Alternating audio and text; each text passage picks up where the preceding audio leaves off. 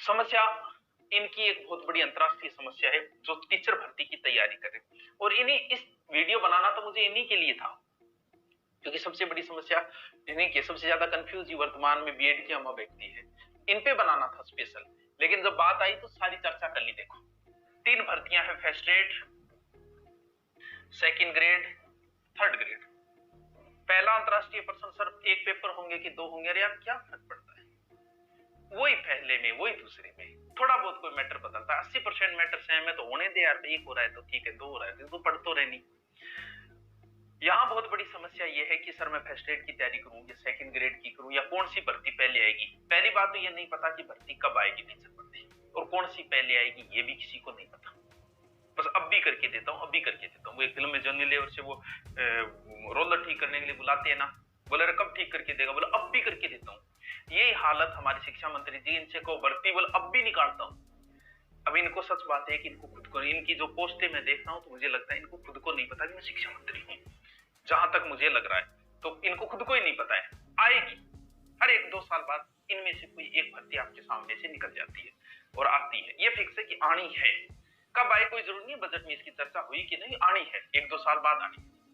अगर आपका subject same है, जैसे मान लो कि आपका सब्जेक्ट अच्छा है, जैसे हिंदी से आप अगर पहले पिछले साल अच्छी तैयारी किसी की तो कुछ नहीं सोचना है, उसी में लगे रहो।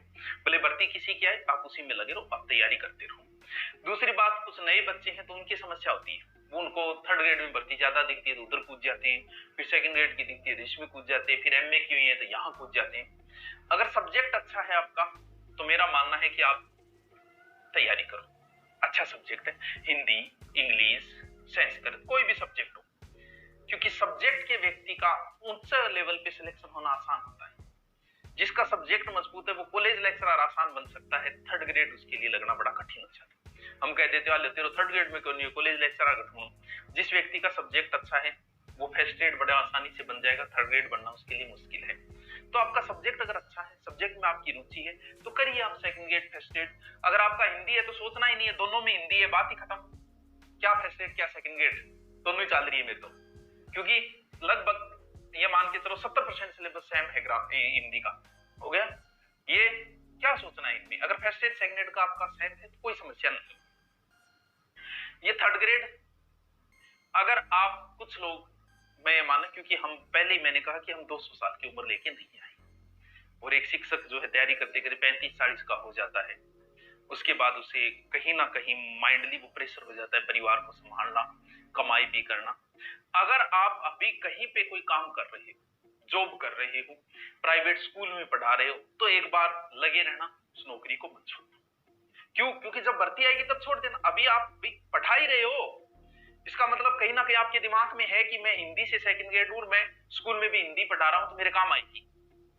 तो कहीं ना कहीं अगर आप लगे रहो, क्योंकि इनका कोई भरोसा नहीं है, 1 साल 2 साल आपको घर भी संभालना है, तो अभी अगर आप कहीं जॉब कर रहे हो तो बेझिझक जॉब करते रहिए, लेकिन साथ में लगे रहिएगा, समय निकालते रहिएगा। सर क्या किसका निकाले, और कुछ नहीं कर सको तो जीके तो जरूर पढ़ते रहो, तीनों में वही रहना है।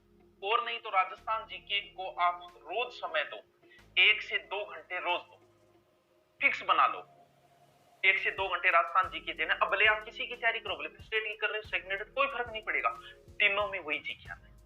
इसलिए राजस्थान जीके को आप हमेशा समय दो। अगर आप सेकंड ग्रेड और थर्ड ग्रेड की कर रहे हो, फर्स्ट ग्रेड की कर रहे हो, आपका सब्जेक्ट अच्छा है, आप अपने सब्जेक्ट को 1 से 2 घंटे दो, बस कुछ नहीं करना।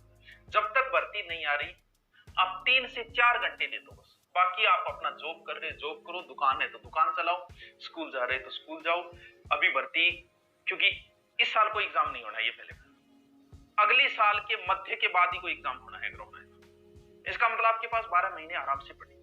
अब क्योंकि तैयारी करने, अब आप बताओ जेलर की एग्जाम डेट आ गई, पद कम आए, रोड़ो मचाए, लोग आए इतना पद आए, यहाँ जो भी जो, कोई तैयारी नहीं करता है, कोई रुचि नहीं है लोगों की।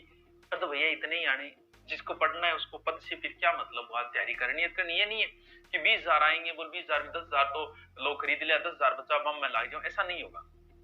लगे हो तो तैयारी के लगे रहो, वरना फिर छोड़ो। क्यों? क्योंकि आपकी उम्र बता दिया 300 साल नहीं है, बहुत छोटी उम्र है।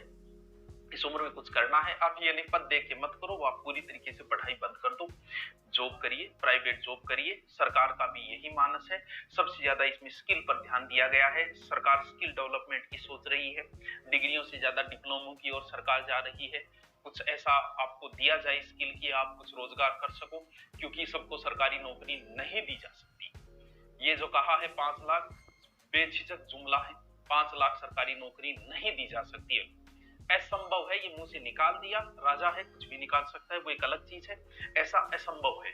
स्किल में ऐसे करके वो 5 लाख जॉब दिखा दी जाएगी बस। बाकी जॉब है मुश्किल से सरकारी नौकरी में 1 लाख ही होगी 5 साल के अंदर, इतनी सी ही निकलेगी। वो 5,000 पुलिस की हो जाएगी, 800 उसमें ये हो जाएगी, 15-20 हजार ग्रेड की हो जाएगी, बाकी 3,000 पटवारी। ऐसे करके 5 साल में मुश्किल से निकलेगी 1 लाख भर्ती। वो 1 लाख में आपको होना है जिसमें किसी में 500 पद होंगे, किसी में 5,000 पद होंगे। ये आप पे डिपेंड है।